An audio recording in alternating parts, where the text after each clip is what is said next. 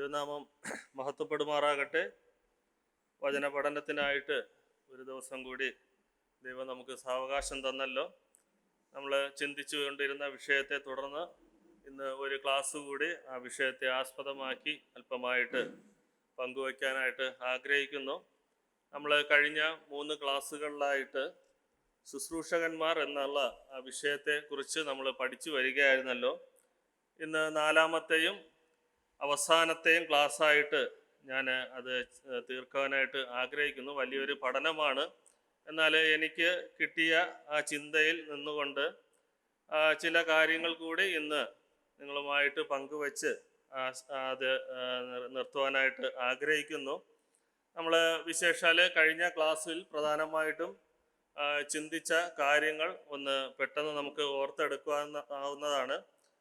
ശുശ്രൂഷകളോടുള്ള ബന്ധത്തിൽ നമ്മൾ സ്തെഫാനോസിനെയും കുടുംബത്തിനെയും കുറിച്ച് നമ്മൾ അല്പമായിട്ട് ചില കാര്യങ്ങൾ ചിന്തിക്കുകയുണ്ടായി. ആ കുടുംബം മറ്റുള്ളവർക്ക് സന്തോഷം നൽകിയ കുടുംബമായിരുന്നു. മറ്റുള്ളവരുടെ കുറവ് നികത്തുന്നവരായിരുന്നു, മനസ്സ് തണുപ്പിക്കുന്നവരായിരുന്നു. കൂടാതെ തന്നെ നമ്മൾ ഐഹിക നന്മകളിൽ ശുശ്രൂഷ ചെയ്യുന്നതോടുള്ള ബന്ധത്തിൽ അല്പമായിട്ടും ചിന്തിക്കുവാനിടയായി. അതുപോലെ എപ്പഫ്രാദിത്തോസിനെ കുറിച്ചുള്ള ശുശ്രൂഷ നമ്മൾ അതും ചിന്തിക്കുകയുണ്ടായി.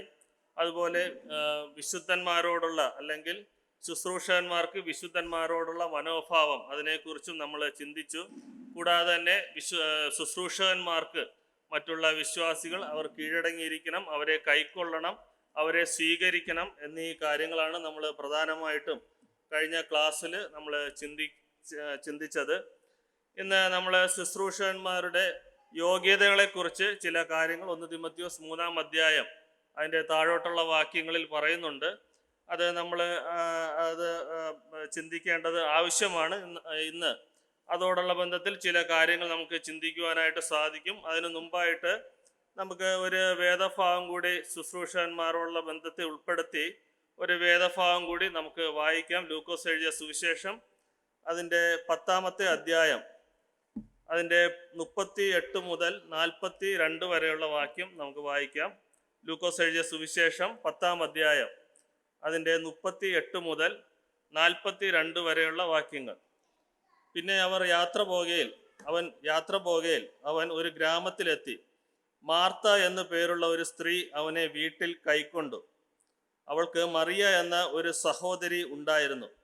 അവൾ കർത്താവിൻ്റെ കാൽക്കൽ ഇരുന്ന് അവൻ്റെ വചനം കേട്ടുകൊണ്ടിരുന്നു. മാർത്തയോ വളരെ ശുശ്രൂഷയാൽ കുഴങ്ങിയിട്ട് അടുക്കെ വന്നു, കർത്താവേ, എൻ്റെ സഹോദരി ശുശ്രൂഷയ്ക്ക് എന്നെ തനിച്ചു വിട്ടിരിക്കുന്നതിൽ നിനക്ക് വിചാരമില്ലയോ? എന്നെ സഹായിപ്പാൻ അവളോട് കൽപ്പിച്ചാലും എന്ന് പറഞ്ഞു. കർത്താവ് അവളോട്, മാർത്തയെ മാർത്തയെ, നീ പലതിനെ ചൊല്ലി വിചാരപ്പെട്ടും മനം കലങ്ങിയും ഇരിക്കുന്നു. എന്നാൽ അല്പമേ വേണ്ടു, അല്ല ഒന്ന് മതി. മറിയ നല്ല അംശം തിരഞ്ഞെടുത്തിരിക്കുന്നു, അത് ആരും അവളോട് അപഹരിക്കുകയുമില്ല. നമ്മൾ ഈ വാക്യം അനേക പ്രാവശ്യം വായിക്കുകയും പല രീതിയിൽ ചിന്തിച്ചിട്ടുള്ളതുമായിട്ടുള്ള വേദഭാഗമാണ്. എന്നാൽ ശുശ്രൂഷകന്മാർ അല്ലെങ്കിൽ ശുശ്രൂഷക്കാരത്തികൾ എന്നതിനോടുള്ള ബന്ധത്തിൽ ഇതുമായിട്ട് ഒരു ലിങ്ക് ചെയ്ത് ഒരു പഠനം അല്ല ഞാൻ ഉദ്ദേശിക്കുന്നത്. ഇതിൽ നമുക്കറിയാം, ഇതിൽ വായിച്ച വാക്യത്തിൽ ഇത് കർത്താവിനെ കൈക്കൊണ്ട കാര്യവും അവരെ സ്വീകരിച്ച കാര്യവും ശുശ്രൂഷിച്ച കാര്യമൊക്കെയാണ് മാർത്തയുടെയും മറിയയുടെയും ജീവിതത്തോടുള്ള ബന്ധത്തിൽ ഇത് പറഞ്ഞിരിക്കുന്നത്. എന്നാൽ തന്നെയും നമ്മൾ ശുശ്രൂഷകന്മാർ എന്നുള്ള വിഷയത്തെക്കുറിച്ച് പഠിച്ചു വരുമ്പോൾ എൻ്റെ ശ്രദ്ധ ഈ അധ്യായത്തിലോട്ട് അല്പമായിട്ടൊന്ന് കടന്നുപോയി. കാരണം ശുശ്രൂഷ എന്നുള്ള പല പദങ്ങളും പല വാക്യങ്ങളും ഈ നമ്മൾ വായിച്ച വാക്യത്തിൽ വളരെ വ്യക്തമായിട്ട് എഴുതിയിട്ടുണ്ട്. എന്നാൽ ഞാൻ അതിൽ നിന്നും ചില കാര്യങ്ങൾ മാത്രം, ചില വാക്കുകൾ മാത്രം എടുത്ത് ശുശ്രൂഷകന്മാർ അല്ലെങ്കിൽ ശുശ്രൂഷ എന്നുള്ള വാക്കിൽ ഉൾപ്പെടുത്തി അല്പമായിട്ടുള്ള കാര്യങ്ങൾ ചിന്തിക്കുവാനായിട്ട് ആഗ്രഹിക്കുന്നു. നമ്മൾ ഈ വായിച്ച വാക്യത്തിൽ മാർത്ത കർത്താവായ യേശു ക്രിസ്തുവിനെ ഭവനത്തിൽ സ്വീകരിച്ച കാര്യങ്ങൾ, അവിടെ മാർത്തയോടുള്ള ബന്ധത്തിൽ ചില കാര്യങ്ങൾ പറയുന്നുണ്ട്. എന്നാൽ മറിയ കർത്താവിൻ്റെ കാൽപാദത്തിന് കീഴിലിരുന്ന് വചനം പഠിക്കുന്ന കാര്യമാണ് രണ്ടാമതായിട്ട് അവിടെ എഴുതിയിരിക്കുന്നത്. എന്നാൽ ഈ മാർത്തയെക്കുറിച്ച് ചിന്തിക്കുമ്പോൾ ചില 2-3 കാര്യങ്ങൾ അവിടെ പറയുന്നത്. ഒന്നാമതായിട്ട് മാർത്ത ഒരു കംപ്ലൈൻ്റ് ആയിട്ട് അല്ലെങ്കിൽ ഒരു നെഗറ്റീവ് മനോഭാവത്തോടു കൂടി കർത്താവിൻ്റെ അടുത്ത് ചില കാര്യങ്ങളൊക്കെ അവിടെ പറയുന്നതായിട്ട് നമുക്ക് കാണുവാൻ സാധിക്കും. നമ്മൾ ഒന്നാമതായിട്ട് ഈ മാർത്തയെക്കുറിച്ച് അവിടെ ചിന്തിക്കുമ്പോൾ അവിടെ പറഞ്ഞിട്ടുണ്ട്, മാർത്ത ശുശ്രൂഷയിൽ തനിച്ചായി എന്ന് ഒരു വാക്യം അവിടെ എഴുതിയിട്ടുണ്ട്. മാർത്ത ശുശ്രൂഷയിൽ തനിച്ചായി. Left me to serve alone. ശുശ്രൂഷയിൽ തനിച്ചായ ഒരു മാർത്തയെ അവിടെ കാണുവാൻ സാധിക്കും. രണ്ടാമതായിട്ട് മാർത്ത കർത്താവിനോട് പറയുന്ന ഒരു കാര്യം, no one to help me. അതായത് എന്നെ സഹായിപ്പാൻ ആരുമില്ല. അതായത് മാർത്ത ചെയ്തു വരുന്ന ശുശ്രൂഷയിൽ തന്നെ സഹായിപ്പാനായിട്ട് ആരുമില്ല. മൂന്നാമതായിട്ട് മാർത്തയുടെ ഒരു മനോഭാവം എന്ന് പറയുന്നത് ട്രംബിൾഡ് എബൌട്ട് മെനി തിങ്സ്. അതായത് മനം കലങ്ങിയിരിക്കുന്ന ഒരു മാർത്തയെ അവിടെ കാണുവാനായിട്ട് സാധിക്കും. ഞാനിത് പറഞ്ഞതിൻ്റെ ഉദ്ദേശം, ഒരു ശുശ്രൂഷകൻ അല്ലെങ്കിൽ ശുശ്രൂഷക്കാരത്തിയോടുള്ള ബന്ധത്തിൽ ഈ 3 മനോഭാവങ്ങളിൽ ആയിത്തീർന്നു അല്ലെങ്കിൽ ആയിത്തീരുവാനുള്ള അല്ലെങ്കിൽ ആയിത്തീർന്നു കൊണ്ടിരിക്കുന്നു എന്നൊക്കെ പറയാം. ഇങ്ങനെയുള്ളൊരു മനോഭാവത്തിലേക്ക് ശുശ്രൂഷക്കാരും ശുശ്രൂഷക്കാരത്തികളും അല്ലെങ്കിൽ സഭയിൽ ശുശ്രൂഷ ചെയ്യുന്നവർ ആയിത്തീരുവാനുള്ള എല്ലാ സാഹചര്യങ്ങളുണ്ട്. 3 കാര്യങ്ങൾ ഞാൻ ഒന്നുകൂടി പറയുന്നു. ശുശ്രൂഷയിൽ തനിച്ചാവുക, എന്നെ സഹായിപ്പാൻ ആരുമില്ല, മനം കലങ്ങിയിരിക്കുക. അപ്പോൾ ദൈവിക വേലയിൽ അല്ലെങ്കിൽ ദൈവിക ശുശ്രൂഷയിൽ ഒരു സഭയിലായിരിക്കുമ്പോൾ ഇങ്ങനെയുള്ള പ്രതികൂലമായിട്ടുള്ള ചിന്തകൾ അല്ലെങ്കിൽ മനോഭാവങ്ങൾ ഒരു ശുശ്രൂഷകന് വരുവാനുള്ള എല്ലാ സാധ്യതകളുമുണ്ട്. ഈ 3 വാക്യത്തിനെ ക്രോഡീകരിച്ചുകൊണ്ട് ഒരു പദം അവിടെ പറഞ്ഞിട്ടുണ്ട്. എന്തെന്നറിയോ? ഒറ്റ പദം. അതായത് മാർത്ത ശുശ്രൂഷയിൽ കുഴങ്ങിപ്പോയി. അത് നമ്മൾ ആദ്യത്തെ വാക്യത്തിൽ അവിടെ പറയുമ്പോൾ അവിടെ വായിക്കുന്നുണ്ട്. 39-ാമത്തെ വാക്യത്തിൽ അവൾ കർത്താവിൻ്റെ പാദത്തിൽ ഇരുന്ന് വചനം കേട്ടു. അത് കഴിഞ്ഞ് അവൻ്റെ വചനം കേട്ടുകൊണ്ടിരുന്നു. മാർത്തയോ വളരെ ശുശ്രൂഷയാൽ കുഴങ്ങിയിട്ട്. അപ്പോൾ ഞാൻ പറഞ്ഞതിൻ്റെ ഉദ്ദേശം, ഈ ദൈവികമായിട്ടുള്ള ശുശ്രൂഷകളൊക്കെ ഇങ്ങനെ കുഴങ്ങിപ്പോകാറുള്ള അല്ലെങ്കിൽ കുഴങ്ങി തീർന്ന ഒരവസ്ഥയിലോട്ടായി തീർന്നിട്ടുണ്ടോ? എൻ്റെ മുമ്പിൽ അനേക ശുശ്രൂഷകന്മാരും ശുശ്രൂഷക്കാരത്തികളും ദൈവിക വേലയിൽ ഉള്ളവരും എല്ലാം ഉണ്ടല്ലോ. അപ്പോൾ ഞാൻ ചോദിക്കുകയാണ്, ഇങ്ങനെയുള്ള ദൈവിക ശുശ്രൂഷകളൊക്കെ ചെയ്ത് ഇങ്ങനെ ഒരു കുഴങ്ങിപ്പോകുന്ന ഒരു അവസ്ഥയിലോട്ട് നമ്മൾ എത്തിപ്പോകാറുണ്ടോ? തീർച്ചയായിട്ടും സത്യസന്ധമായിട്ട് അല്ലെങ്കിൽ ദൈവത്തിന് വേണ്ടി ശുശ്രൂഷ ചെയ്യുന്നവർ ഇങ്ങനെ ഒരു കുഴങ്ങലിൻ്റെ മനോഭാവത്തിൽ എത്തിച്ചേരാറുണ്ട്. അതിൽ യാതൊരു സംശയമില്ല. എന്തുകൊണ്ടായിരിക്കും ഇങ്ങനെ ഒരു കുഴങ്ങിപ്പോകലിൻ്റെ അല്ലെങ്കിൽ ഒരു കുഴങ്ങിയ അവസ്ഥ, ശുശ്രൂഷയിൽ തനിച്ചാകുന്ന അവസ്ഥ, അല്ലെങ്കിൽ എന്നെ സഹായിപ്പാൻ ആരുമില്ല, അല്ലെങ്കിൽ ശുശ്രൂഷകളൊക്കെ ചെയ്ത് ഞാൻ മനം കലങ്ങിയിരിക്കുന്നു, ഇങ്ങനെ ഒരു അവസ്ഥയിലോട്ട് എന്തുകൊണ്ടായിരിക്കും ശുശ്രൂഷകന്മാർ ആയിത്തീരുന്നത്? എന്തുകൊണ്ടായിരിക്കും? പലവിധമായിട്ടുള്ള കാരണങ്ങൾ കാണാം. ഒന്നുകിൽ ചിലപ്പോൾ ഈ ഉത്സാഹത്തോടെ ദൈവിക ശുശ്രൂഷകളൊക്കെ ചെയ്യുമ്പോൾ അതിൽ നെഗറ്റീവ് വശങ്ങളൊക്കെ ഉണ്ടാക്കി അതിനെ ചൂണ്ടിക്കാണിക്കുന്നവർ ഒരുപക്ഷം ഉണ്ടായിരിക്കാം. അതൊക്കെ നമ്മുടെ നേരെ വരുമ്പോൾ ചിലപ്പോൾ ശുശ്രൂഷകളിൽ ആശങ്കയും ചില കുഴപ്പങ്ങൾ അല്ലെങ്കിൽ കുഴങ്ങലുകളൊക്കെ ഉണ്ടാകുവാനുള്ള എല്ലാ സാധ്യതകളുമുണ്ട്. അല്ലെങ്കിൽ മറ്റുള്ളവർ അല്ലെങ്കിൽ ശുശ്രൂഷകളിൽ ചെയ്തുകൊണ്ടിരുന്നവർ അല്ലെങ്കിൽ നമ്മളെ പ്രോത്സാഹിപ്പിച്ചു കൊണ്ടിരുന്നവർ അല്ലെങ്കിൽ ഈ സഭയോടുള്ള ബന്ധത്തിൽ ശുശ്രൂഷകൾ ചെയ്യുവാൻ എന്തെന്നുള്ള ബോധ്യം ഉണ്ടായിരുന്നിട്ടും അത് ചെയ്യാതെ അതിനോട് പ്രതികരിക്കാതെ ഇരിക്കുമ്പോൾ ശുശ്രൂഷകൾ ചെയ്യുന്ന ഒരു വ്യക്തിക്ക് ചിലപ്പോൾ മനം കലങ്ങിപ്പോകുവാനും ഇങ്ങനെയുള്ള കുഴങ്ങലുകൾ ഉണ്ടാകുവാനുള്ള എല്ലാ സാധ്യതകളുമുണ്ട്. പ്രിയമുള്ളവരെ, ഈ ശുശ്രൂഷകളിലൊക്കെ ശുശ്രൂഷകന്മാർക്ക് ഇങ്ങനെയുള്ള ബുദ്ധിമുട്ടുകൾ അല്ലെങ്കിൽ പരിശോധനകൾ, ഇങ്ങനെ കുഴങ്ങിപ്പോകുന്ന അവസ്ഥകളൊക്കെ വരുമ്പോൾ ഒരു ശുശ്രൂഷകനോടുള്ള ബന്ധത്തിൽ അവർക്ക് വേണ്ടുന്ന വചനത്തിൽ ഉറപ്പിക്കുകയും അവർക്ക് വേണ്ടുന്ന പ്രോത്സാഹനം നൽകുകയും ചെയ്യുന്നത് ആരാ? ശുശ്രൂഷകന്മാരെന്ന് പറയുന്നത് അവർ സഭയുടെ ഓവർസൈറ്റിന് അല്ലെങ്കിൽ മൂപ്പന്മാരെ സഹായിക്കുക, അല്ലെങ്കിൽ അവരോടൊപ്പം നിന്ന് ശുശ്രൂഷകൾ ചെയ്യുന്നവരാണ് ശുശ്രൂഷകന്മാർ. അപ്പോൾ അവർ കുഴങ്ങിപ്പോകുന്ന അവസ്ഥയിലോട്ടും അവർ മനം കലങ്ങുന്ന ഒരു അവസ്ഥയിലോട്ടുമായി തീരുമ്പോൾ അവരെ ശരിയായിട്ടുള്ള രീതിയിൽ വചനത്തിൽ ഉറപ്പിക്കുകയും അവർക്ക് വേണ്ടുന്ന പ്രോത്സാഹനവും പിന്താങ്ങലുകളും തരേണ്ടത് സഭയിലെ മൂപ്പന്മാരാണ്. അതിൽ യാതൊരു സംശയമില്ല. കാരണം ഞാൻ പറഞ്ഞല്ലോ. അപ്പോൾ ഇങ്ങനെയുള്ള പ്രതികൂല അവസ്ഥകളൊക്കെ സഭയിൽ ശുശ്രൂഷ ചെയ്യുന്ന ശുശ്രൂഷകന്മാർക്ക് ഉണ്ടാകുവാനുള്ള എല്ലാ സാധ്യതകളുമുണ്ട്. അപ്പോൾ ഇവിടെ മാർത്ത കർത്താവിൻ്റെ മുമ്പിൽ ശുശ്രൂഷ, അവിടെ മാർത്ത ചിലപ്പോൾ കർത്താവിന് വേണ്ടി അതിഥി സൽക്കാരമായിരിക്കാം അവിടെ ചെയ്തുകൊണ്ടിരുന്നത്. എന്തുമായിക്കൊള്ളട്ടെ, അവിടെ കർത്താവ് ഇങ്ങനെ ശുശ്രൂഷയിൽ മാർത്ത കുഴങ്ങിയപ്പോൾ അവിടെ കർത്താവായ യേശുക്രിസ്തു പറയുന്ന മറുപടി അവിടെ നമുക്ക് 41 വാക്യത്തിൽ കാണുവാൻ സാധിക്കും. കർത്താവ് അവളോട്, മാർത്തയെ മാർത്തയെ, നീ പലതിനെ ചൊല്ലി വിചാരപ്പെട്ടും മനം കലങ്ങിയും ഇരിക്കുന്നു, എന്നാൽ അല്പമേ വേണ്ടു, അല്ല ഒന്ന് മതി. അപ്പോൾ അവിടെ കർത്താവ് പറയുന്നില്ല നീ നിന്റെ ശുശ്രൂഷയൊക്കെ മതിയാക്കിയിട്ട് ഇവിടെ മറിയെ പോലെ എൻ്റെ മുമ്പ് വന്നിരുന്ന് വചനം പഠിക്കാനൊന്നും അവിടെ കർത്താവ് പറയുന്നില്ല. അല്പമേ വേണ്ടു. അങ്ങനെ നീ മനം കലങ്ങി, നീ നിരാശപ്പെട്ട് ശുശ്രൂഷകളൊക്കെ അവസാനിച്ച് നീ വചനം വന്നിരുന്ന് എൻ്റെ കാൽക്കിലിരുന്ന് വചനം പഠിക്കുവാനല്ല അവിടെ കർത്താവ് ആവശ്യപ്പെടുന്നത്.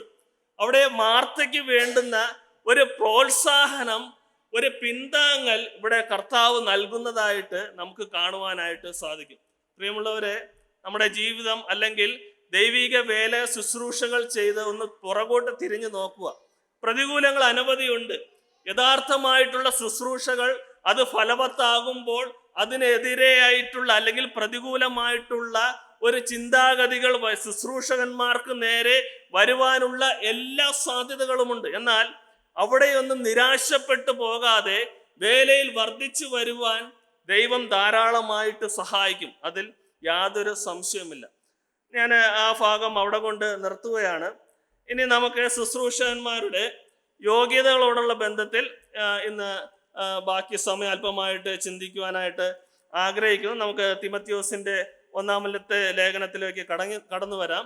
തിമത്യോസിൻ്റെ 1 ലേഖനം 3 അധ്യായം അതിൻ്റെ 8 മുതൽ 12 വരെയുള്ള വാക്യങ്ങളിലാണ് ശുശ്രൂഷകന്മാരുടെ യോഗ്യതകളെ കുറിച്ച് അവിടെ പറഞ്ഞിരിക്കുന്നത്. ഏകദേശം 12 യോഗ്യതകളെ കുറിച്ചാണ് ശുശ്രൂഷകന്മാരെ കുറിച്ച് പറഞ്ഞിരിക്കുന്നത്. 12 യോഗ്യതകൾ. അതിൽ 12 യോഗ്യതകൾ ഞാനൊന്ന് പെട്ടെന്ന് വായിക്കാം. 1 തിമത്യോസ് 3 അധ്യായം 8 മുതൽ 12 വരെയുള്ള വാക്യങ്ങൾ. ഒന്നാമതായിട്ട്, ശുശ്രൂഷകന്മാർ ഘനശാലികൾ ആയിരിക്കണം. ഇംഗ്ലീഷിൽ കൊടുത്തിരിക്കുന്ന പദപ്രയോഗം ഗ്രേവ് എന്നാണ്. ഗ്രേവ്. 2, ഇരുവാക്കുകാർ അരുത്, നോട്ട് ഡബിൾ ടങ്. മദ്യപാന്മാർ അരുത്, not given to much wine. ദുർലാഭമോഹികൾ അരുത്, not greedy of filthy lucre. വിശ്വാസത്തിന്റെ മാർഗം ശുദ്ധ മനസ്സാക്ഷിയിൽ വച്ചുകൊള്ളുന്നവർ ആയിരിക്കണം. Holding the mystery of the faith in a pure conscience. 6, അവരെ ആദ്യം പരീക്ഷിക്കണം. Let these also first be proved. 7, അനന്യരായിരിക്കണം, ബ്ലെയിംലെസ്.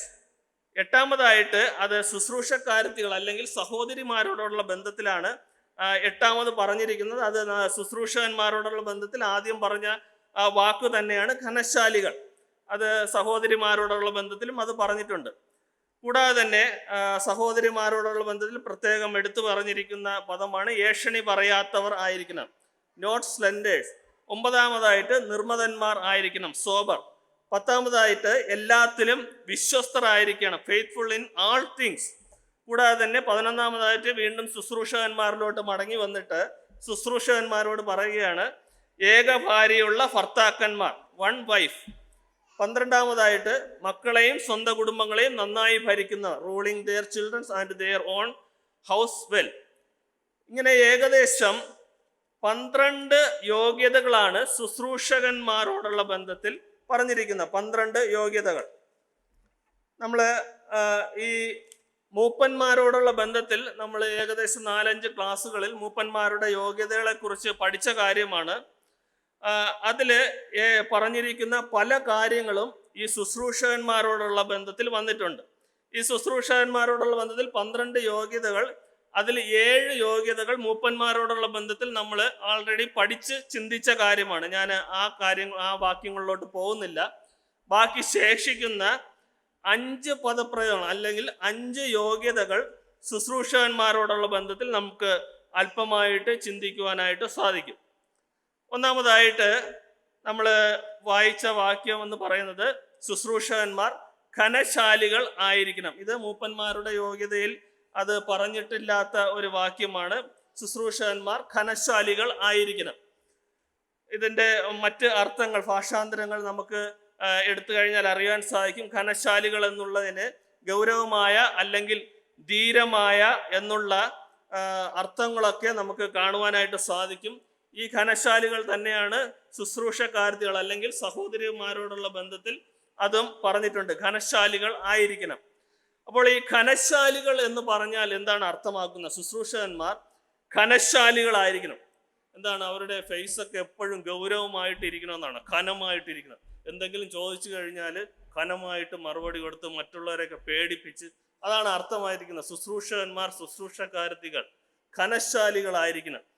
ഇത് നമ്മൾ ചിന്തിച്ചു കഴിഞ്ഞാൽ ഘനശാലികൾ എന്ന് അവിടെ അർത്ഥമാക്കുന്നത് മറ്റുള്ളവർക്ക് അനുകരിക്കുവാൻ കൊള്ളാവുന്ന ക്രിസ്തീയ സ്വഭാവം ഉള്ളവർ ആയിരിക്കണം. അതാണ് പ്രധാനമായിട്ടും ഈ ഘനശാലികളെന്ന് ഉദ്ദേശിക്കുന്നത്.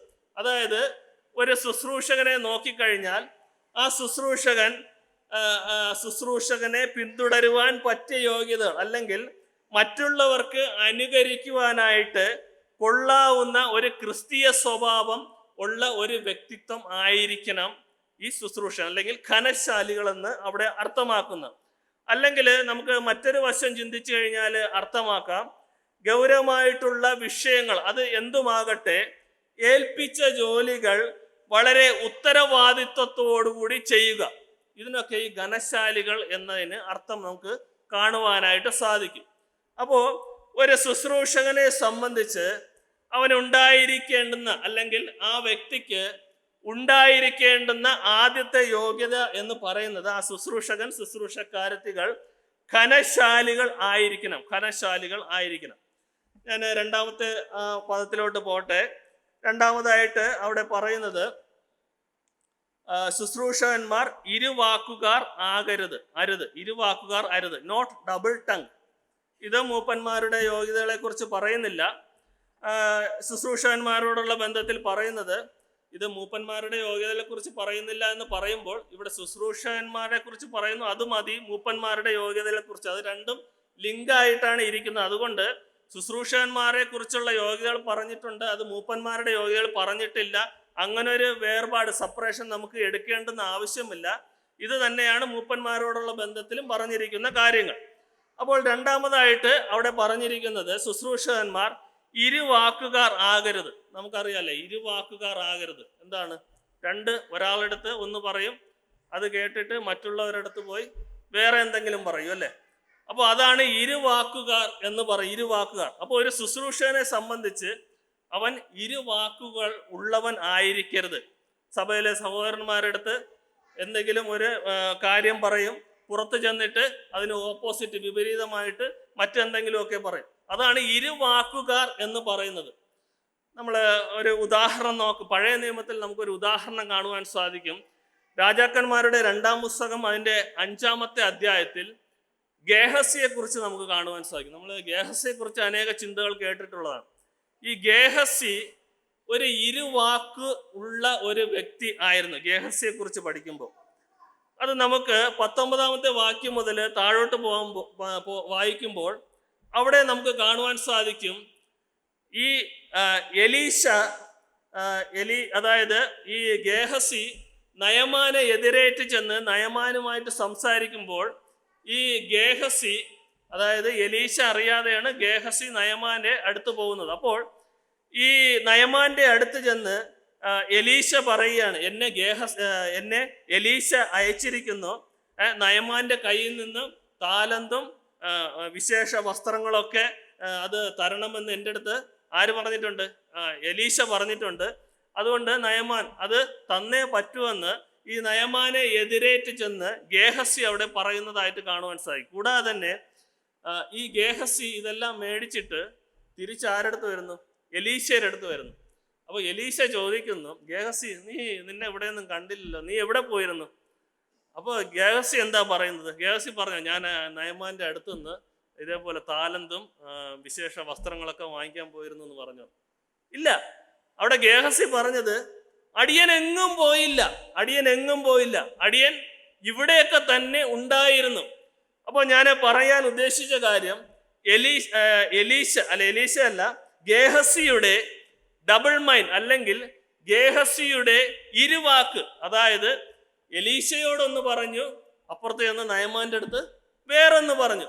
ഇങ്ങനെയുള്ളൊരു മനോഭാവം ഒരു ശുശ്രൂഷകനെ സംബന്ധിച്ച് ആകുവാനായിട്ട് പാടില്ല. ഇരുവാക്കുകാർ ആകരുത്.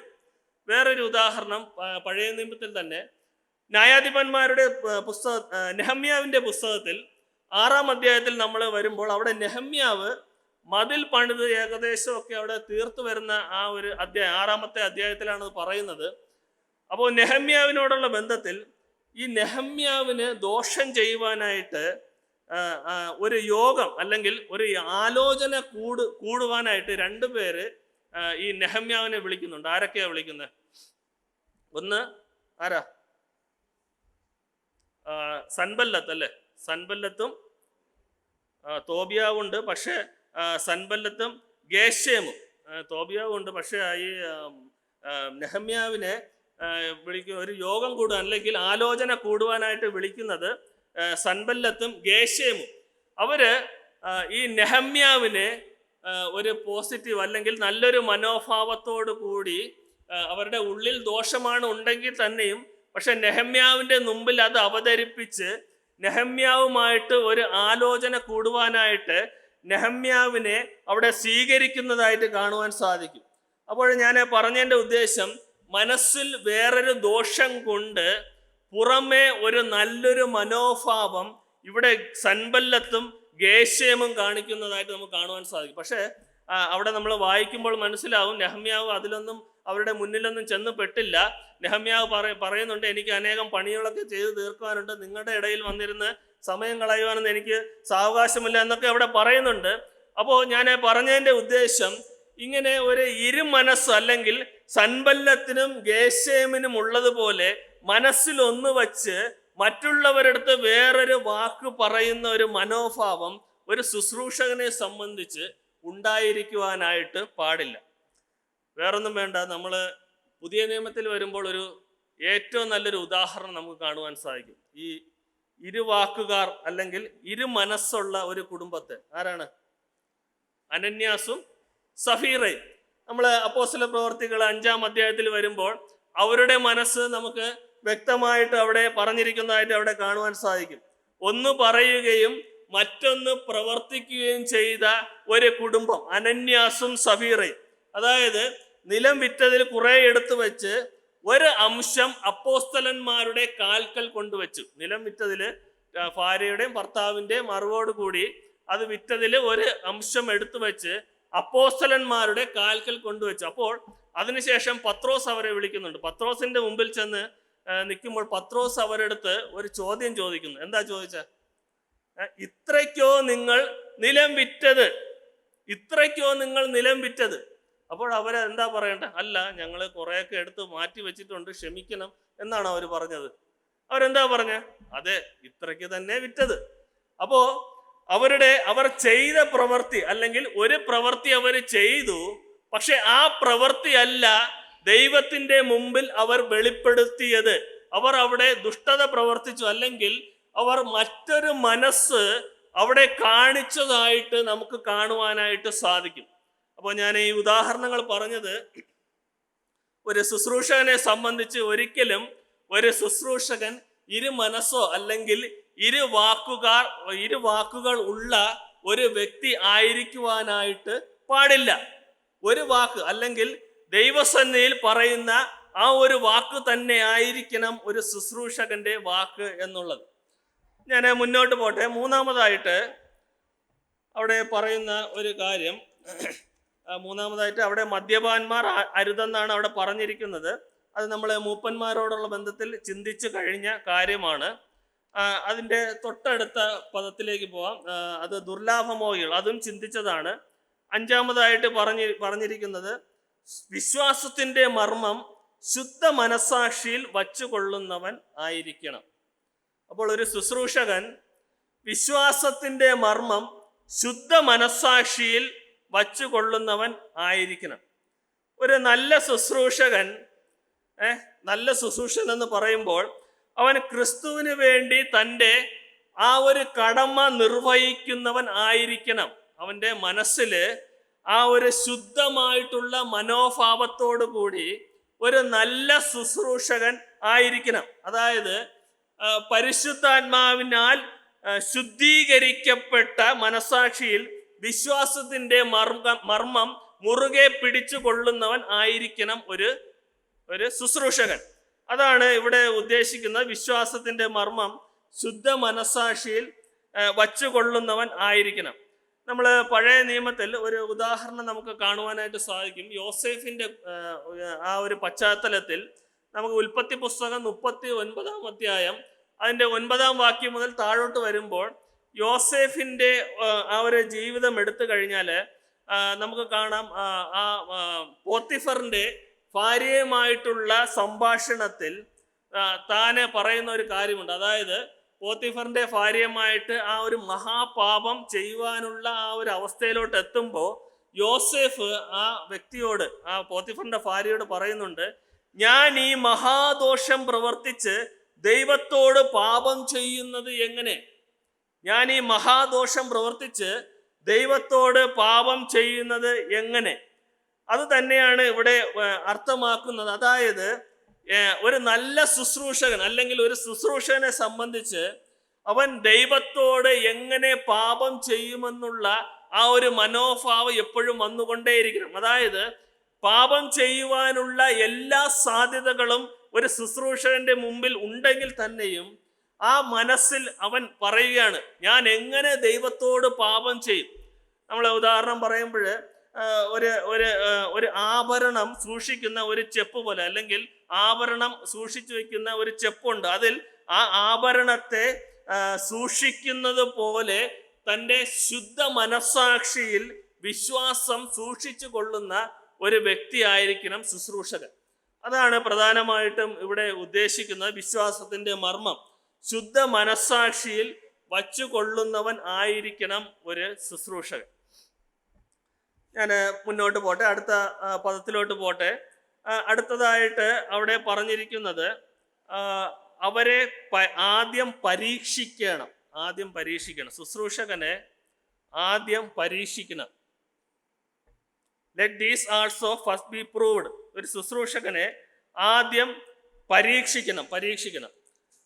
നമ്മൾ ഈ മൂപ്പന്മാരോടുള്ള ബന്ധത്തിൽ ഈ പരീക്ഷിക്കണം എന്നുള്ളൊരു പദം അവിടെ കാണുന്നില്ല. അവിടെ കാണുന്ന വേറൊരു പദമാണ് പുതിയ ശിഷ്യനും ആകരുത്. അപ്പോൾ എന്തുകൊണ്ടായിരിക്കും ഈ മൂപ്പന്മാരുടെ യോഗ്യതകൾ പറയുമ്പോൾ അവിടെ പറയാത്തത്? അവരെ ആദ്യം പരീക്ഷിക്കണം. മൂപ്പന്മാരുടെ യോഗ്യതയെ കുറിച്ച് അവിടെ പറയുന്നുണ്ടോ? മൂപ്പന്മാരെ ആദ്യം പരീക്ഷിക്കണമെന്ന് ഇല്ല. ശുശ്രൂഷകന്മാരോടുള്ള ബന്ധത്തിലാണ് പറയുന്നത് അവരെ ആദ്യം പരീക്ഷിക്കണം. മൂപ്പന്മാരോടുള്ള ബന്ധത്തിൽ ആദ്യം പറഞ്ഞിരിക്കുന്നത് പുതിയ ശിഷ്യനും ആകരുത്. അതായത് ഒരു ശുശ്രൂഷകനെ സംബന്ധിച്ച് ഒരു ശുശ്രൂഷകനായിട്ട് അവൻ ചുമതല ഏൽക്കുന്നതിന് മുമ്പ് അവനെ ആദ്യം പരീക്ഷിക്കണം. അപ്പോൾ ഈ പരീക്ഷണമൊക്കെ കഴിഞ്ഞാണ് ശുശ്രൂഷന്മാരോടുള്ള ബന്ധത്തിൽ ഈ ശുശ്രൂഷയൊക്കെ ചെയ്ത് പരീക്ഷണമൊക്കെ കഴിഞ്ഞാണ് മൂപ്പന്മാരായിട്ട് തീരുന്നത്. അപ്പോൾ അവരെ പിന്നെ ഇനി പരീക്ഷിക്കേണ്ട ആവശ്യമൊന്നുമില്ല. അപ്പോൾ പരീക്ഷിക്കേണ്ടത് ശുശ്രൂഷകന്മാരാണ്. അതായത് ദൈവിക വേലയിൽ ചുവടെടുത്ത് വയ്ക്കുന്ന ശുശ്രൂഷകന്മാരെ ആദ്യം പരീക്ഷിക്കണം. അല്ലാതെ അവരെ പരീക്ഷിക്കാതെ സഭയുടെ അല്ലെങ്കിൽ സഭയിലുള്ള എല്ലാ കാര്യങ്ങളും അവരെ മൊത്തമായിട്ട് ആദ്യമേ ഭരമേൽപ്പിച്ച് കഴിഞ്ഞാൽ എന്തു സംഭവിക്കും? അവരെ പരീക്ഷിക്കാതെ അല്ലെങ്കിൽ ചെറിയ ചെറിയ കാര്യങ്ങൾ ശുശ്രൂഷകളൊക്കെ അവരെ ഏൽപ്പിക്കാതെ വലിയ ശുശ്രൂഷകളൊക്കെ അവരെ പരമേൽപ്പിച്ച് കഴിഞ്ഞാൽ പരാജയപ്പെടും. അതിൽ യാതൊരു സംശയവുമില്ല. നമ്മൾ മൂപ്പന്മാരുടെ യോഗ്യതകളെ കുറിച്ച് പറയുമ്പോൾ പുതിയ ശിഷ്യനും അരുത് എന്ന് പറയുമ്പോൾ അതെന്തുകൊണ്ടാണ് അവിടെ പറയുന്നത്? പുതിയ ശിഷ്യനാക്കി കഴിഞ്ഞാൽ പിശാചിന് വന്ന ആ നെഗള മനോഭാവം ഉണ്ടാകാനുള്ള സാധ്യതകൾ ഉണ്ട്.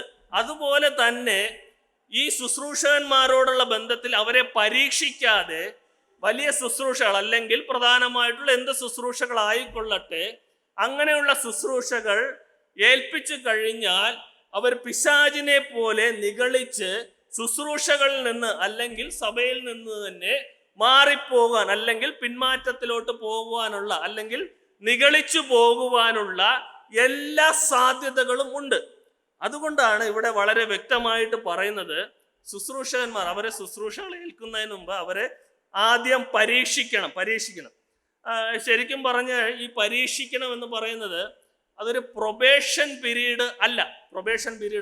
നമുക്കറിയാം ഈ വലിയ നമ്മൾ ജോലികൾ, സർക്കാർ ജോലികൾ അല്ലെങ്കിൽ സെൻട്രൽ ഗവൺമെൻറ് ജോലികളിലൊക്കെ നമ്മൾ ഒരു ജോലി കിട്ടിക്കഴിഞ്ഞാൽ ചിലപ്പോൾ 5 മാസത്തെ 6 മാസത്തെ അല്ലെങ്കിൽ 1 വർഷത്തെ പ്രൊബേഷൻ പീരീഡ് കൊടുക്കും.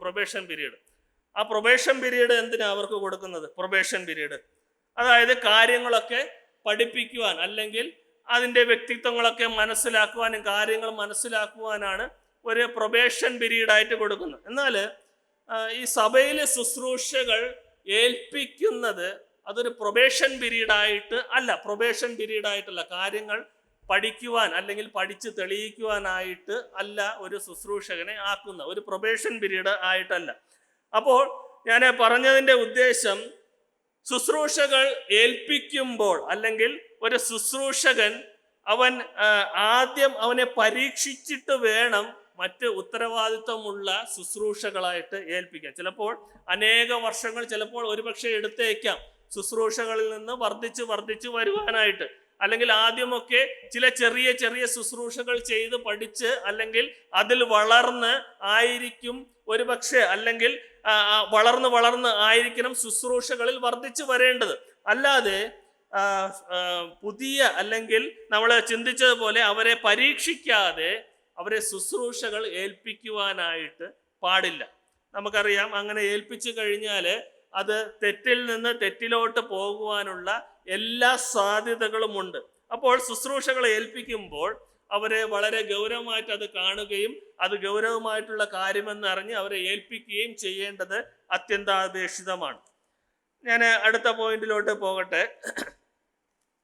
അടുത്തതായിട്ട് ശുശ്രൂഷകന്മാരോടുള്ള ബന്ധത്തിൽ പറയുന്നത് അവര് അനന്യരായിരിക്കണം, ബ്ലെയിംലെസ്. അത് നമ്മൾ മൂപ്പന്മാരോടുള്ള യോഗ്യതകളെ കുറിച്ച് ചിന്തിച്ചതാണ്. അതായത് ഈ ശുശ്രൂഷകന്മാരെ ആദ്യം പരീക്ഷിച്ച് അവർ അനന്യരായിട്ട് കണ്ടു കഴിഞ്ഞാൽ അവരെ ശുശ്രൂഷ ഏൽപ്പിക്കണമെന്നാണ് അവിടെ വ്യക്തമാക്കുന്നത്. നമ്മൾ അനന്യരായിരിക്കുക എന്നതിൻ്റെ അർത്ഥം നമ്മൾ ആൾറെഡി മൂപ്പന്മാരോടുള്ള ബന്ധത്തിൽ ചിന്തിച്ച കാര്യമാണ്. ഞാനത് വിടുകയാണ്. അടുത്ത യോഗ്യതയിലോട്ട് നമുക്ക് പോകാം. അടുത്തതായിട്ട് സഹോദരിമാരോടുള്ള ബന്ധത്തിലാണ് പറഞ്ഞിരിക്കുന്നത്. അത് സഹോദരിമാർക്ക് വേണ്ടി മാത്രമല്ല, അത് ശുശ്രൂഷകൾ ചെയ്യുന്ന സഹോദരന്മാർക്ക് കൂടി ബാധകമായിട്ടുള്ള കാര്യങ്ങളാണ് അവിടെ എഴുതിയിരിക്കുന്നത്. അവിടെ പറഞ്ഞിരിക്കുന്നത് ശുശ്രൂഷകന്മാർ അല്ലെങ്കിൽ സഹോദരിമാർ അവർ ഏഷണി പറയാത്തവർ ആയിരിക്കണം. അതെന്താ ഈ സഹോദരിമാരോട് പ്രത്യേകം എടുത്ത് പറഞ്ഞിട്ട് അവിടെ പറഞ്ഞത് ഏഷണി പറയാത്ത ആയിരിക്കണമെന്ന്? സഹോദരിമാരാണ് കൂടുതൽ ഏഷണി പറയുന്നത്. അതെന്താ? ഈ ശുശ്രൂഷകന്മാരോടുള്ള ബന്ധത്തിൽ അല്ലെങ്കിൽ ഈ ശുശ്രൂഷകന്റെ യോഗ്യതകളെ കുറിച്ച് പറയുമ്പോൾ ഈ ഏഷണി പറയാത്തവർ ആയിരിക്കണമെന്ന് എന്താ കൂട്ടിച്ചേർക്കാതെ ഇവിടെ ഈ 11-ാമത്തെ വാക്യത്തിൽ അവർ ശുശ്രൂഷ അവണ്ണം സ്ത്രീകളും ഘനശാലികളായി ഏഷണി പറയാതെ അത് സഹോദരിമാരുടെ സൈഡിൽ കൊണ്ടുവന്നാണ് പറയുന്നല്ലേ, ഏഷണി പറയാത്തവർ ആയിരിക്കണം. ഇപ്പോൾ സഹോദരിമാർ അങ്ങനെ ഒരു വ്യത്യാസമൊന്നുമില്ല അല്ലേ? ഏഷണി പറയാത്തവർ ആയിരിക്കണം ശുശ്രൂഷകന്മാരായാലും ശുശ്രൂഷക്കാരത്തികളായാലും സഹോദരിമാരായാലും സഹോദരന്മാരായാലും. അപ്പോൾ ഈ ഏഷണി പറയരുത് അല്ലെങ്കിൽ ഏഷണി എന്നതിന് മറ്റ് മലയാള മൂല അർത്ഥങ്ങളൊക്കെ നമുക്ക് കാണുവാനായിട്ട് സാധിക്കും. ഏഷണി എന്ന് പറയുന്നത് നുണ പറയുക അല്ലെങ്കിൽ ദുഷിക്കുക അല്ലെങ്കിൽ എതിരായിട്ട് സംസാരിക്കുക എന്നീ അർത്ഥങ്ങളൊക്കെ ഉണ്ട് അല്ലേ? ദുഷിക്കുക അല്ലെങ്കിൽ എതിരായി പറയുക, നുണ പറയുക, ഇതൊക്കെ ക്രോഡീകരിച്ചുള്ള ഒരു പദമാണ് ഏഷണി പറയുക. അതായത് ഒരു ശുശ്രൂഷകനെ സംബന്ധിച്ച് അവനായിരിക്കുമ്പോൾ സ്നേഹ ശുശ്രൂഷകളെല്ലാം ചെയ്തുകൊണ്ട് സഭയിലായിരിക്കുമ്പോൾ അവൻ ഒരു നുണ പറയുന്ന ഒരു വ്യക്തി ആയിരിക്കുവാനായിട്ട് പാടില്ല. അതാണ് ഇവിടെ പറയുന്നത്. ശുശ്രൂഷകന്മാർ അവർ ഏഷണി പറയാത്തവർ ആയിരിക്കണം. ഏഷണി പറയാത്തവർ ആയിരിക്കണം. നമുക്കറിയാം, ഈ ഏഷണി പറയുന്നത് പ്രധാനമായിട്ടും ഈ പിശാചാണല്ലേ, അപവാദം പറഞ്ഞു പരത്തുന്നവർ, അപവാദം പറയുന്നവർ. ഇത് സാത്താനെ അനുകരിക്കുന്നവരാണ്. ഏഷണി പറയുന്നവർ അവർ സാത്താനെ അനുകരിക്കുന്നവരാണ്. സാത്താനെ അനുകരിക്കുന്നവർ ഒരിക്കലും ഒരു ശുശ്രൂഷകൻ ആയിരിക്കുവാനായിട്ട് കഴിയില്ല. അല്ലെങ്കിൽ ആ ശുശ്രൂഷകൻ എന്ന സ്ഥാനത്തേക്ക് ആ വ്യക്തിക്കോ വരുവാനുള്ള യാതൊരു സാധ്യതകളുമില്ല.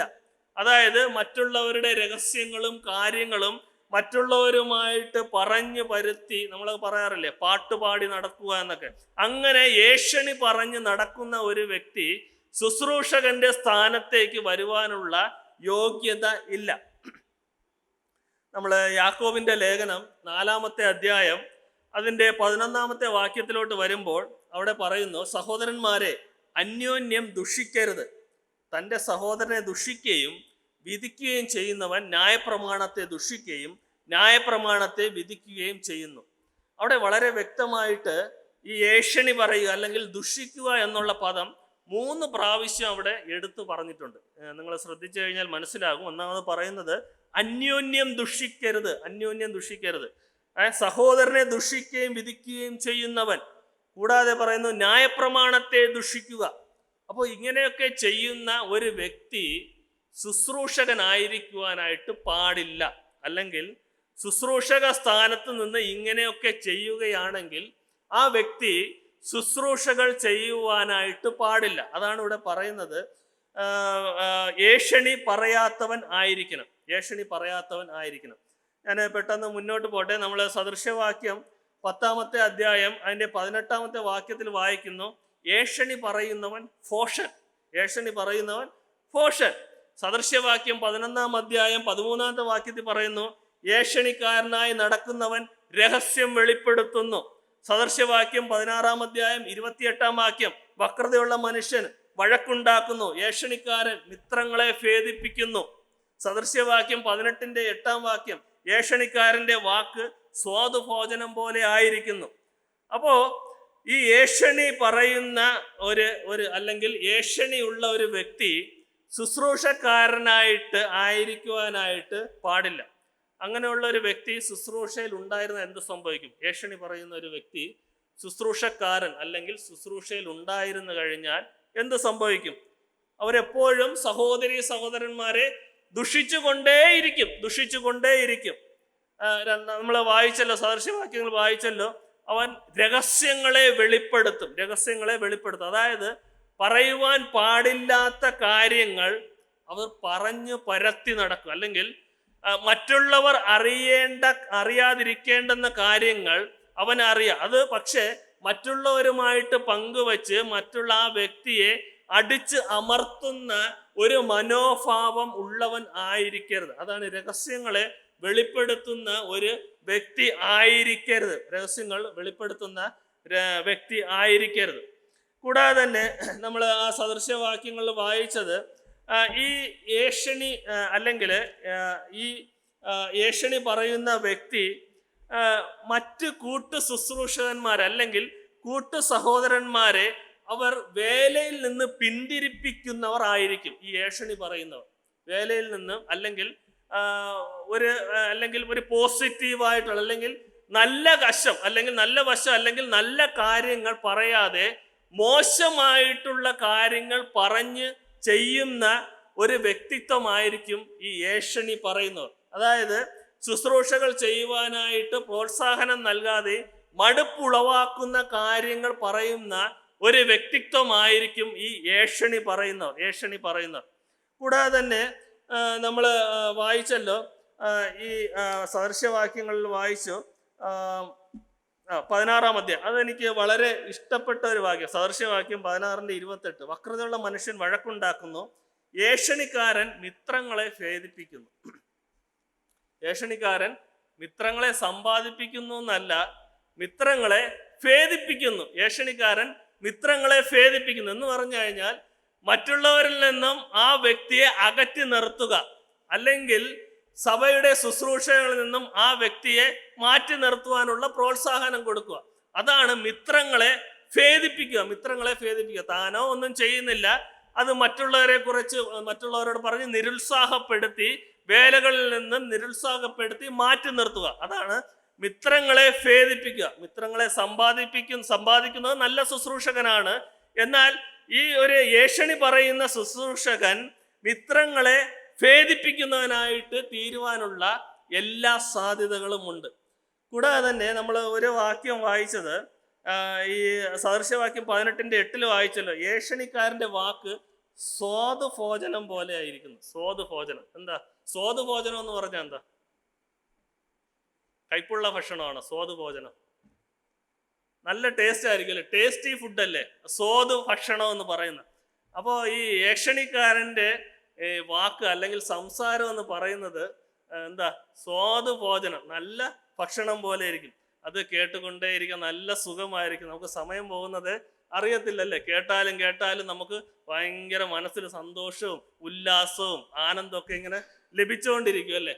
അപ്പോൾ ഈ പറയുന്നതൊക്കെ എന്തായിരിക്കും?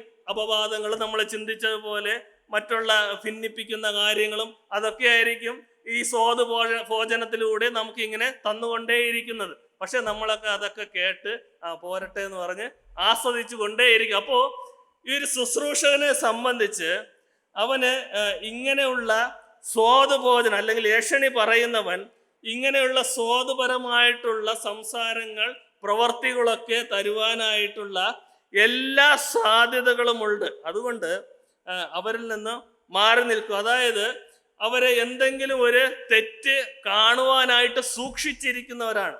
അത് എന്ത് തന്നെ ആവട്ടെ, പ്രവൃത്തിയിലാവട്ടെ, സംസാരത്തിലാവട്ടെ. ഈവൻ നമ്മുടെ വാട്സപ്പ് അല്ലേ, ഇപ്പോൾ എല്ലാവർക്കും സോഷ്യൽ മീഡിയ, ഫേസ്ബുക്ക്, വാട്സപ്പ് എല്ലാം ഉണ്ടല്ലോ. അതിൽ വരുന്ന മെസ്സേജുകളാകട്ടെ, അതിൽ എന്തെങ്കിലും മിസ്റ്റേക്കുകളൊക്കെ കണ്ടു കഴിഞ്ഞാൽ അതിനെ എടുത്തിട്ട് മറ്റുള്ളവർക്ക് പകർന്നു കൊടുക്കുക, പ്രചരിപ്പിക്കുക, സ്വാദുപരമായിട്ടുള്ള കാര്യങ്ങളൊക്കെ അത് പങ്കുവയ്ക്കുക. ഇതൊക്കെ ഒരു നല്ല ശുശ്രൂഷകന് ചേർന്ന ഒരു വ്യക്തിത്വം അല്ല. അപ്പോൾ നമ്മൾ ഇങ്ങനെയുള്ളവരെ ശ്രദ്ധിക്കേണ്ടുന്നതും വളരെ അത്യാവശ്യമാണ്. അതുകൊണ്ടാണ് ഈ ശുശ്രൂഷകന്മാരോടുള്ള ബന്ധത്തിൽ പറയുന്നത് അവരെ ആദ്യം പരീക്ഷിക്കണം. അവരെ ആദ്യം പരീക്ഷിക്കണം. അപ്പോൾ ഈ പരീക്ഷിക്കാതെ ശുശ്രൂഷകന്മാരെയൊക്കെ ആക്കി കഴിഞ്ഞു കഴിഞ്ഞാൽ അവരെ ഒരുപക്ഷെ ചിലപ്പോൾ കുറേ നാളുകളൊക്കെ ദൈവിക ശുശ്രൂഷയിൽ വർദ്ധിച്ചു വരുന്നവരും വേലയൊക്കെ ചെയ്യുന്നവരായിരിക്കാം ഒരുപക്ഷെ. പക്ഷേ കാലങ്ങൾ കഴിയുമ്പോൾ ഇവർ ഈ ശുശ്രൂഷകളിൽ നിന്ന് മടിപ്പുള്ളവരായിട്ട് തീർന്ന് ശുശ്രൂഷകളിൽ നിന്ന് മാറിപ്പോകുവാനും അല്ലെങ്കിൽ സഭയിൽ നിന്നും മറ്റുള്ള ശുശ്രൂഷകൾ പങ്കെടുക്കാതെയും ആയിത്തീരുവാനുള്ള എല്ലാ സാധ്യതകളും ഉണ്ട്.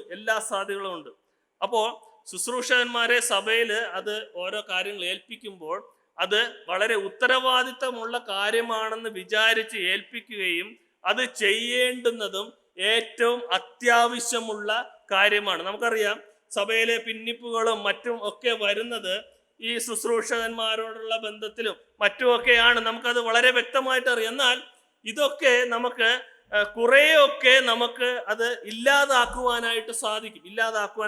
ശുശ്രൂഷകന്മാരെ അത് ആക്കുമ്പോൾ അല്ലെങ്കിൽ കാര്യങ്ങൾ ഭരമേൽപ്പിക്കുമ്പോൾ അത് വളരെ നിശ്ചയത്തോടു കൂടി ആയിരിക്കണം അവരെ ശുശ്രൂഷകളായിട്ട് ഏൽപ്പിക്കുവാൻ. അല്ലാതെ അവർക്ക് എടുക്കുവാൻ പറ്റാത്ത ചുമതലകൾ അല്ലെങ്കിൽ ഭാരിച്ച ഉത്തരവാദിത്തങ്ങൾ ആദ്യമേ ഏൽപ്പിച്ച് ശുശ്രൂഷകൾ ഉണ്ടാക്കുവാനായിട്ടുള്ള ഒരു മനോഭാവം ഉണ്ടാകുവാനായിട്ട് പാടില്ല. ഞാൻ അതുകൊണ്ട് ആ ഒരു വിഷയം വിടുകയാണ്. നമ്മൾ പ്രധാനമായിട്ടും 5 കാര്യങ്ങളാണ് ശുശ്രൂഷകന്മാരോടുള്ള ഏകദേശം 12 കാര്യങ്ങളുണ്ട്. അതിൽ 5 കാര്യങ്ങളാണ് ശുശ്രൂഷകന്മാരോടുള്ള ബന്ധത്തിൽ നമ്മൾ ചിന്തിച്ചത്. ഒന്നാമതായിട്ട് ശുശ്രൂഷകന്മാർ ഘനശാലികളായിരിക്കണം. ശുശ്രൂഷകന്മാർ ഇരുവാക്കുകാർ അരുത്. വിശ്വാസത്തിൻ്റെ മർമ്മം ശുദ്ധ മനസാക്ഷിയിൽ വച്ചുകൊള്ളുന്നവൻ ആയിരിക്കണം. അവരെ ആദ്യം പരീക്ഷിക്കണം. കൂടാതെ തന്നെ ഏഷണി പറയാത്തവർ ആയിരിക്കണം. എല്ലാത്തിലും വിശ്വസ്തർ. അത് നമ്മൾ ചിന്തിച്ച കാര്യമാണ്. ഏഷണി പറയാത്തവർ ആയിരിക്കണം.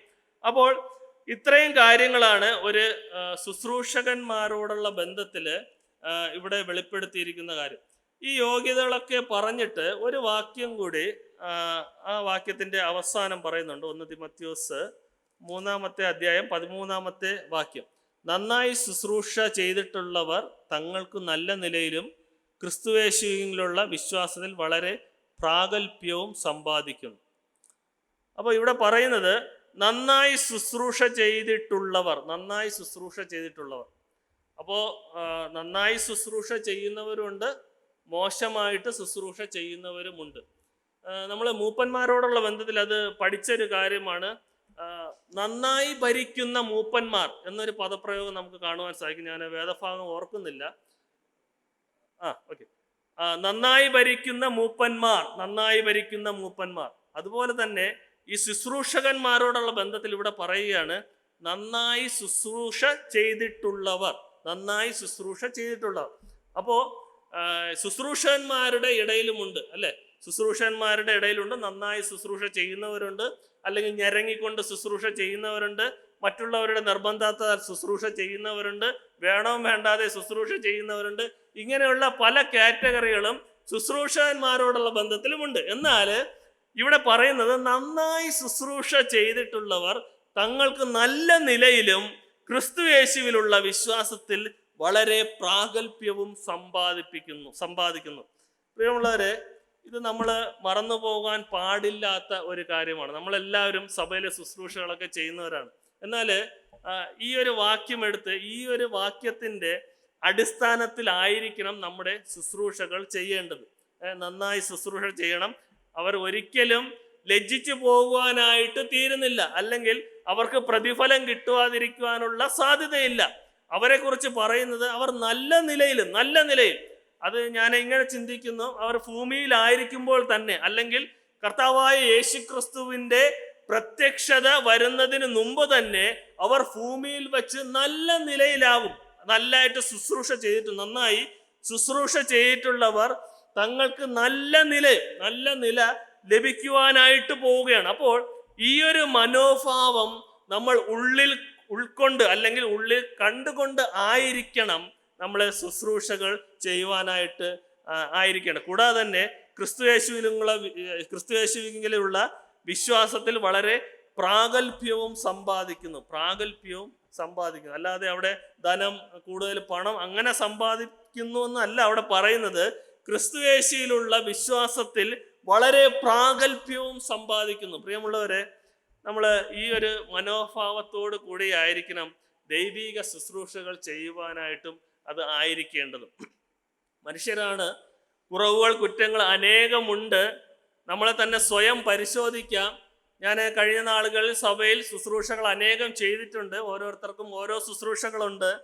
എന്നെ ഏൽപ്പിച്ചിരിക്കുന്ന ശുശ്രൂഷകളിൽ ഞാൻ ഏത് മനോഭാവത്തോട് കൂടിയാണ് ഞാൻ ശുശ്രൂഷകൾ ചെയ്തത് എന്നുള്ള ഒരു തിരിച്ചറിവ്, ഒരു അവബോധം നമ്മൾ ചിന്തിക്കേണ്ടുന്നത് ആവശ്യമാണ്. അതോ എൻ്റെ ശുശ്രൂഷ നിമിത്തം മറ്റുള്ളവർ ശുശ്രൂഷകൾ അവസാനിപ്പിച്ച് കളഞ്ഞിട്ട് പോകുന്ന ഒരു അവസ്ഥയിലോട്ട് എൻ്റെ മനോഭാവമായി തീർന്നിട്ടുണ്ടോ? അല്ലെങ്കിൽ എൻ്റെ ശുശ്രൂഷ നിമിത്തം അവർ വേലയിൽ വർദ്ധിച്ചു വരാതെ അവർ പുറകോട്ട് പോകുന്ന ഒരു സാഹചര്യത്തിൽ എത്തിയിട്ടുണ്ടോ? സ്വയം ചിന്തിക്കേണ്ടുന്നത് ആവശ്യമാണ്. നല്ല നിലയിൽ ശുശ്രൂഷ ചെയ്തു കഴിഞ്ഞാൽ ദൈവം ആദരിക്കുക തന്നെ ചെയ്യും, അതിൽ യാതൊരു സംശയമില്ല. പ്രിയമുള്ളവരെ, ഞാൻ ഈ ഒരു പഠനം ഇവിടെ കൊണ്ട് അവസാനിപ്പിക്കുകയാണ്. ഞാൻ ഈ ശുശ്രൂഷകന്മാർ എന്നുള്ള, അല്ലെങ്കിൽ ഞാൻ ആദ്യം ചിന്തിച്ചത് തീത്തോസിന്റെ എഴുതിയ ലേഖനം 1-ാം അധ്യായം അതിൽ പകുതി ചിന്തിച്ചു വന്നപ്പോൾ മൂപ്പന്മാരുടെ യോഗ്യതകളെ കുറിച്ച് പറഞ്ഞ് അതിൽ തുടങ്ങിയ പഠനമാണ്. ഏകദേശം മൂപ്പന്മാരുടെ ക്ലാസ് ഞാൻ എടുത്തു തുടങ്ങിയപ്പോൾ ഒരു ക്ലാസ് കൊണ്ട് മൂപ്പന്മാരുടെ യോഗ്യതകളെ കുറിച്ച് അത് സംസാരിച്ച് നിർത്താമെന്നുള്ള പഠനത്തിൽ ഉദ്ദേശിച്ച് ചെയ്തതാണ്. പക്ഷേ അത് പഠിച്ച് വന്നപ്പോൾ ക്ലാസ്സുകൾ നീണ്ടുപോയി. ഏകദേശം എനിക്ക് തോന്നുന്നു 5-6 ക്ലാസ്സുകൾ മൂപ്പന്മാരോടുള്ള ബന്ധത്തിൽ എടുത്തു. അത് കഴിഞ്ഞ് തിമോഥെയോസിന്റെ 1-ാം ലേഖനം 3-ാം അധ്യായം മൂപ്പന്മാരുടെ യോഗ്യതകളെ കുറിച്ച് താഴോട്ട് വന്നപ്പോൾ തൊട്ടടുത്ത വാക്യത്തിൽ ഞാൻ പോവാതെ തീത്തോസിന്റെ ലേഖനത്തിലോട്ട് 2-ാം അധ്യായത്തിലോട്ട് പോയതാണ്.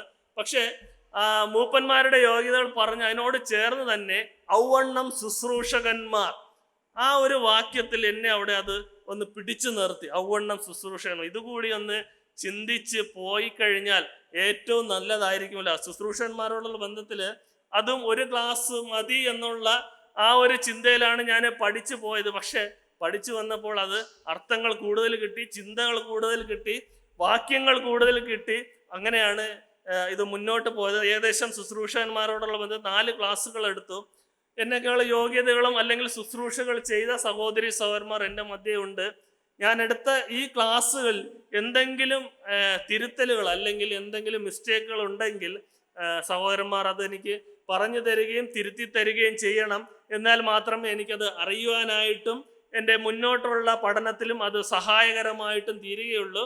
ദൈവം എല്ലാവരെയും ധാരാളമായിട്ട് സഹായിക്കട്ടെ. അവൻ്റെ നാമം ഇന്നും എന്നേക്കും വാഴ്ത്തപ്പെടുമാറാകട്ടെ. ആമേൻ.